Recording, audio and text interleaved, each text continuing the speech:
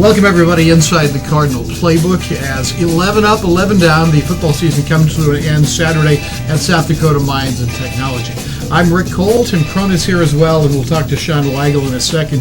Coach Crone, it goes by fast. 11 weeks goes by very fast. And there have been great moments this year for the Cardinals, and there have been some down moments too. A little bit of both at South Dakota Mines Technology. Yeah, without a doubt. I thought that we had an opportunity to win that football game. Of course, you become a fan and you become a supporter of the program. You feel that way a lot. But that's football. That's the great ride of what we're doing. That's the fun of the whole thing. It's the challenge. I'm going to talk to Coach a little bit about. It really takes you time to become a human being again once the season's over. It took me a lot of times, different years when we were right on the. Had the opportunity maybe to be great or win a championship, a state championship. It takes you a while to come down from there. So the team, the players, obviously, and the coaches will take a little time to reflect. But it was a very exciting season. Offensively, I thought we were very good. We did a lot of fun things. We were in every ball game. Defensively, we got some injuries, and it kind of hurt us at tough time of the year. But that's football. Yeah. That's what you do. And that's how it works, and that's the fun of the whole thing. Athletics is all about emotion. I mean, you show your heart if you're any good at it each and every play, and we saw a lot of that on Saturday. Yeah, we know. The kids never quit. Yeah. When we come back, it's Shawn Weigel joining Tim Crone inside the Cardinal Playbook.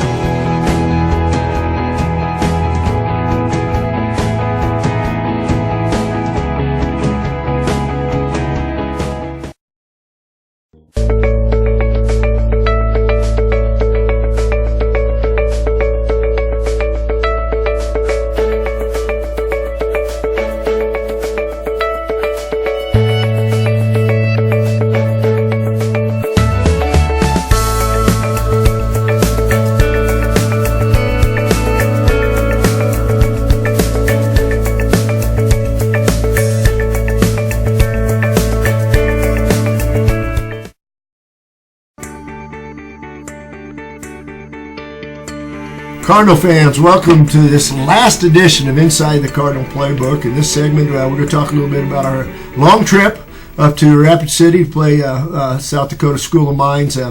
We got off to a great start.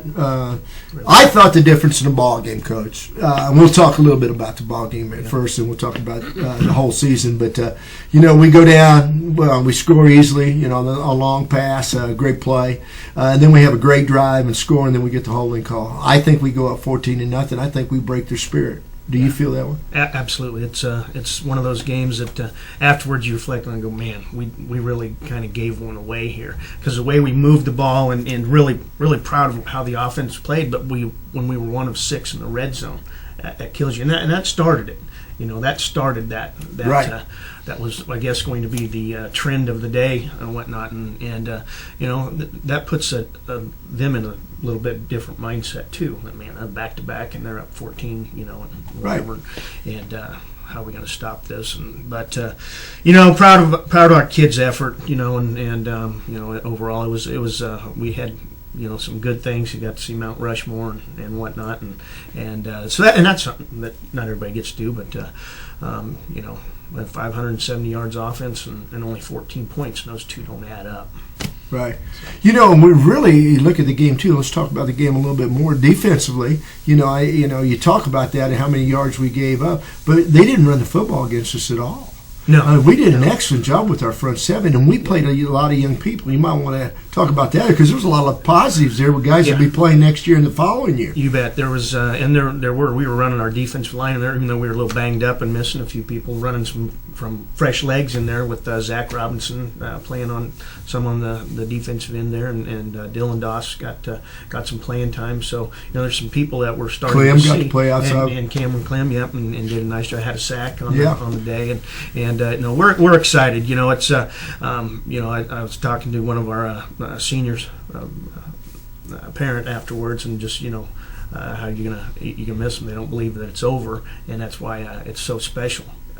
Every game, 11 games, you got to take advantage of it. You got to play each one of them like it's your last, because when it comes, it's hard. Yeah, and that's a great point, Coach. Every game you preach that, and you every practice you talk about it, but the sudden finality of when it's over hits kids. And we talked to the parents. Rick and myself got an opportunity to talk to the parents, and matter of fact, it was a senior parent and his mom and dad, great people, by the way. It's been in the program, been solid for you, and talked about how hard it was as a family, because you dedicate so much of your heart and soul to what you're doing. Not only the coaches, but the kids. And when they get upset with you when you don't get the performance you want, they realize it now, and unfortunately, it's too late. Right. And that's the importance of trying to build a program. Yeah. Don't realize that after the fact. Yeah. What you have each week is special. You bet. It's an opportunity, because when it's gone, it's gone. Yeah. There's no pickup games in there. Too, I think we allow to look at the positives for this year, too. And real quickly, a kind of a general look at the entire season. Offensively, the 9 years I've been here, you guys move the ball as well as you've ever moved. Yeah. We've got some weapons, and we have a lot of them coming back, and should be an exciting time. The expectations will be higher that we're even better than we were this year, and being compete every week. I'm going to stop saying consistent, because that word's not seeping in yet to what we need, but we need to compete every day.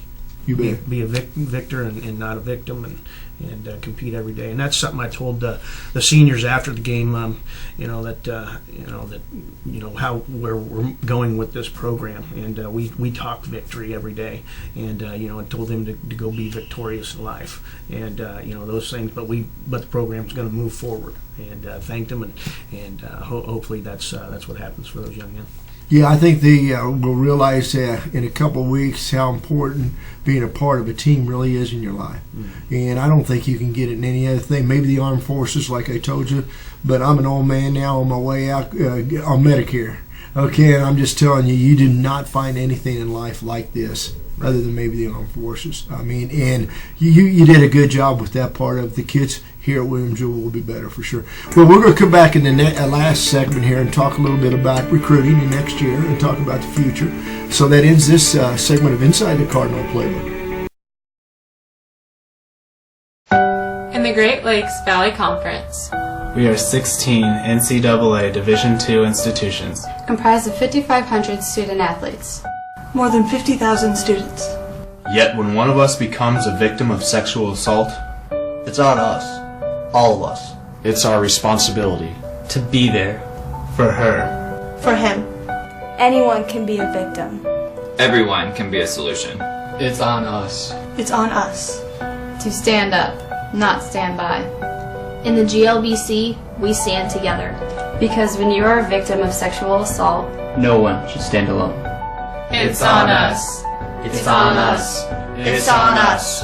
It's on us.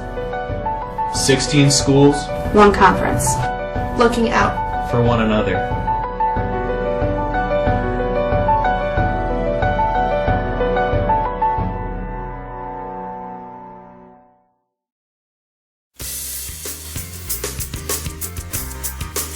Welcome, Cardinal fans, to the final and last segment, and it's hard to believe, Coach, and 2015 is already over of Inside the Cardinal Playbook. And let's talk about the positives of this season. We did finish 4-4 in the conference, which once again we were 5-3 last year, 4-4 this year. See great progress. They're very competitive in all the games. Just talking with everybody involved with the program. Now you just pick yourself up and get with the future and recruiting. A lot of people don't know how that works. Just a quick synopsis. We could do a 2-hour show on it, right? But just give them a quick rundown about how you approach it. Yeah, well, it started as soon as it ended last year, with the next class, and we do a lot with social media and Twitter and having contact that way. But the first time we can actually see them face to face off campus is December 1st, And so we'll be 2 weeks on the road. I want our staff to be done with all their travel within those first 2 weeks, so we can make some decisions. And we'll reevaluate the immediate needs, okay, and what we think we need to do going forward. But then we look at our junior class and really try and recruit 2 years in advance, so that we won't have a lull. Right. And that's how you build it. Each year that you're consistently putting a good product out there and a good team, and that's how you do it, instead of just being a flash in the pan. Like for example, you may be heavy with sophomore and junior linebackers, but you may need some freshman and sophomore D-backs. So you might be a little bit more heavier one year than another. Quarterback, obviously, you got to have one always in the pipeline. Right. No doubt. People have to understand that, and I don't know if they really do. They say, I saw this kid, he ought to be going to Jewell. Maybe he should, but there's a lot of things that fit into the steps, right? Yeah. Well, and that's, first of all, we've got to have a need.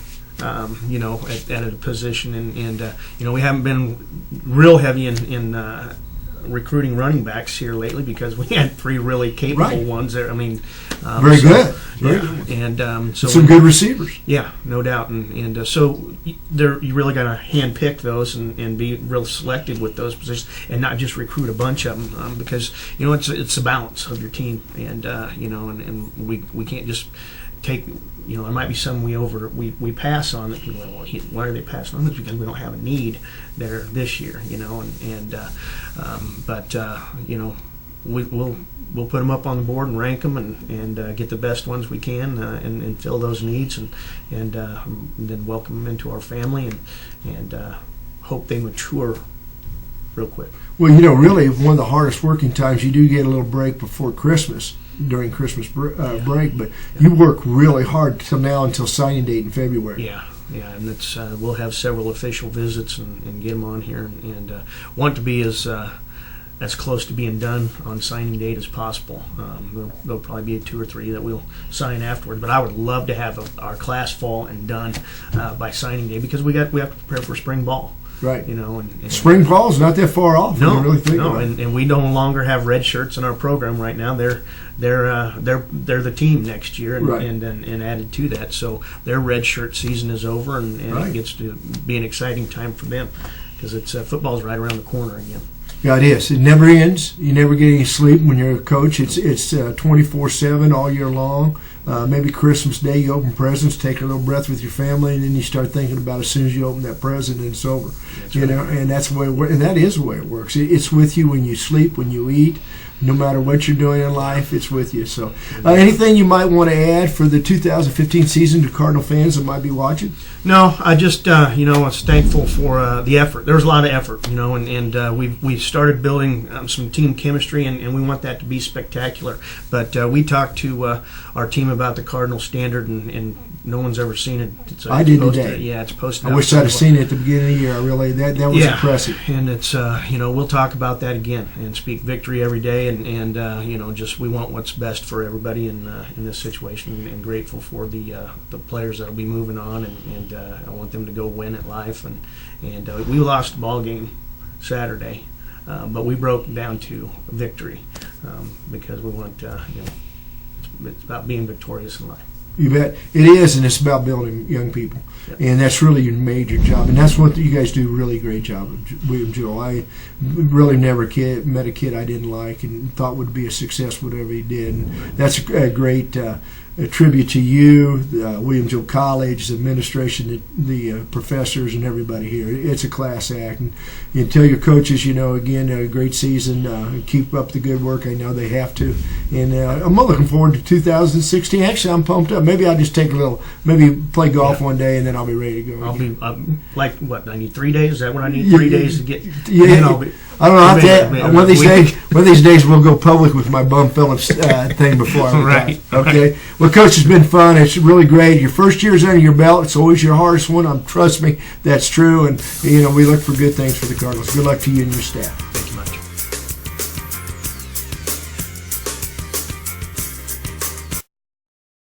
My name is Jesse Limeculer, CEO of Belvoir Winery, 110 years in the making. We do a lot of events, baby showers, wedding showers, anniversaries, birthdays, and weddings. The building itself that the winery is in was an orphan's home and a poor home. The other buildings were nursing homes, and then the last building on the end was an old hospital. It was the only hospital in the Northland for about 35 years. It was run by the Oddfellows until 1992. My family took it over at that point. Kind of been working on the winery ever since. Uniqueness is what you see when you come into the building. The old floors are 110 years old, the stairs with their original wear going all the way back to the orphans, the outside brick exterior that they just don't make anymore. All those kind of things add to the uniqueness of the event space.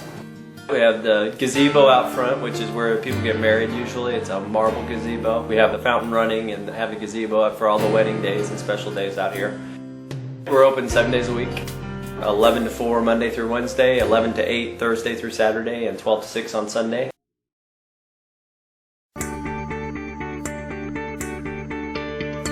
And back inside the Cardinal Playbook for a final word here during our football part of our programming. And Coach, we're talking about the emotions, and you can see it on Shawn's face. Tough, but he's been grinding it out here for a long time. He's going to take a deep breath and get ready for next year. Oh yeah, you do, and you're a human being though. I heard Coach Pinkel talk yesterday. And he's going to step down at Mizzou. This is about people. Yeah.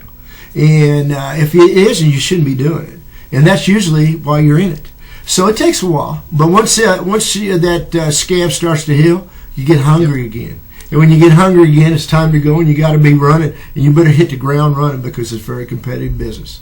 Yep, 9 wins over the last 2 years for the Cardinals as they try to turn the program around from what it's been the last few years. And 9 wins combined, and again, a pretty good start with a lot of good people coming back, as Coach Weigel and Coach Crone talked about. As far as this program, Inside the Cardinal Playbook will turn its attention to basketball, both men's and women's basketball in the coming weeks, with Larry Holly and Jill Kress joining us as we go through the basketball season. And Tim Crone will join us as we provide live video from our home games. We'll also have live audio from most of our road games this year for basketball. Thanks to our director, Julia Parker. This has been Inside the Cardinal Playbook.